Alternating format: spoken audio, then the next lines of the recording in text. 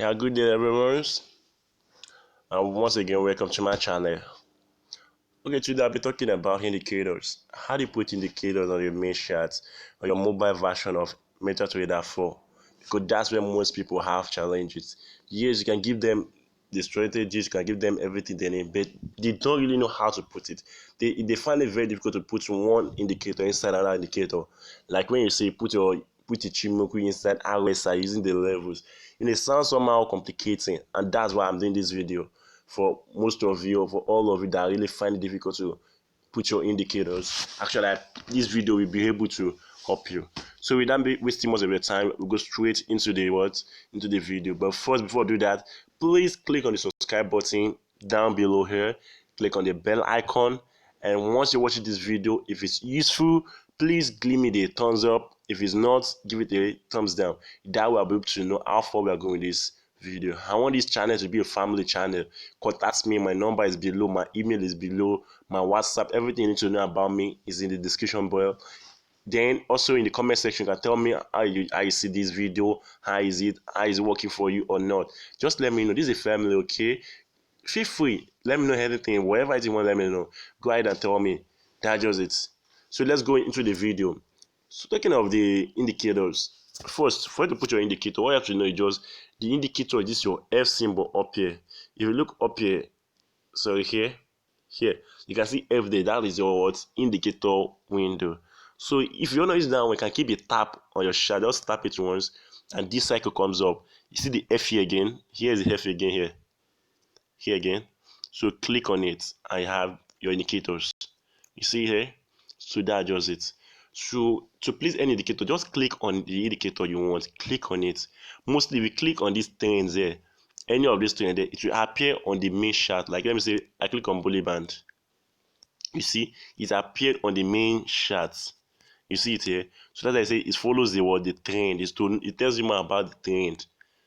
But let's just go into the most common one, which is the what moving average. So this is a moving average. Here's your period, your shifts, your method you apply to, your style, your levels. Just set everything according to the strategy which you're using. You see it, you can set it, your shifts, you can set it. Just put everything according to the strategy which you're using and done it. Once you've done it, you call me, I can see it here. Here is it. Then to delete it, maybe you made a mistake, you want to delete a particular strategy or you want to delete a particular moving average. Still the same, click on the F, then I click on this delete button up here. This delete button up here.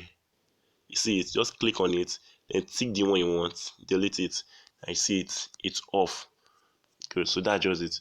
So let me tell you how to put one indicator inside another indicator window. Mostly why you do that most of the time is because of the levels. Maybe you want to know, maybe you want to put a moving average inside an indicator window to know when it's overbought or when it's oversold. It depends on the strategy. I'm talking based on there are several strategies coming up on the internet where you have to put a moving average or a Chimoku or any other indicator into another indicator window just to get these levels to know, okay, once you get to this level you do this, and once you get to this level you do that. So let's go straight into that one. After using the most common ones, but that's just how it works. That's the basics. With this, you can be able to put any indicator inside any moving. You can be able to put any moving average or any form indicator inside another indicator window. Okay, good. So let me use just RSI for now. Okay, this is the default setting of RSI. Again and again, please and please click on the subscribe button, click on the bell icon, click on the thumbs up or thumbs down, because I'm building more and more videos, like more good videos, more very knowledgeable videos, more important videos. Please click on the bell icon so at least you can get notified anytime I drop any video. And please, this is a family. Feel free to tell me anything you want. Comment section is there. My number is there in the description. My email is there. Contact me. I have various WhatsApp group. I do mentoring. And of course, to those who need a very good broker, mainly if you're Nigerian, I need a good broker in Nigerian. I have a company which I've been working with. I've been working there for the past, I think, almost 7 years now, and they've been very, very good. I've dropped that link below. Just click on it to register with them. Or still, if you need me assistance, contact me as there is more and more about that broker. Okay, still let's go straight into this. So this for what? RSI. Remember, we are not using RSI. Okay, but let me just done it. So you see RSI, what? This RSI here.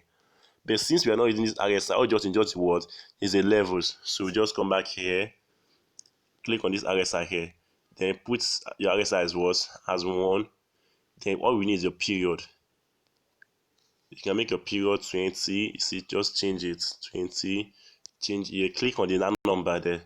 You see your description. What do you want to say? You can say your 20 is what strong. You can say it was strong what strong buy. Here you can put it as strong sell. Strong sell. It just depends on your choice. Just customize it, make it yours. Then you can done it. You can see strong buy, strong sell. You can still come back to change your levels color. This is your level. You pick sec and make it maybe 2 or 3. That's how big it will be. The color, I love it. Something this.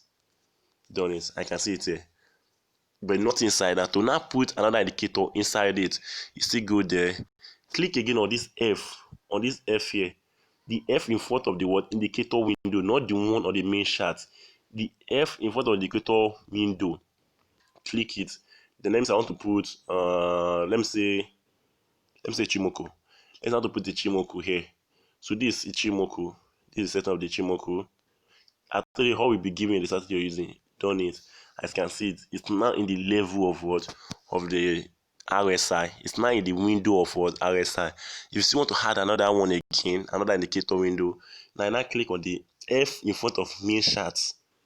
Remember, and if you're clicking the F in front of the indicator window, that means you're still working with that indicator window 1. So if you click on this again, let me say you're using stochastic now. This is just stochastic 111 because we need just the levels. You come here, do the same thing they did there. The same thing they did there. Click on it. It opens again for you, but nothing is there. So you just repeat the process over and over again. If you want to delete anyone, click on this delete here, up here, and tick the one you want to delete. Just tick it. Let me say I want to delete maybe the Ichimoku. Just delete anyone.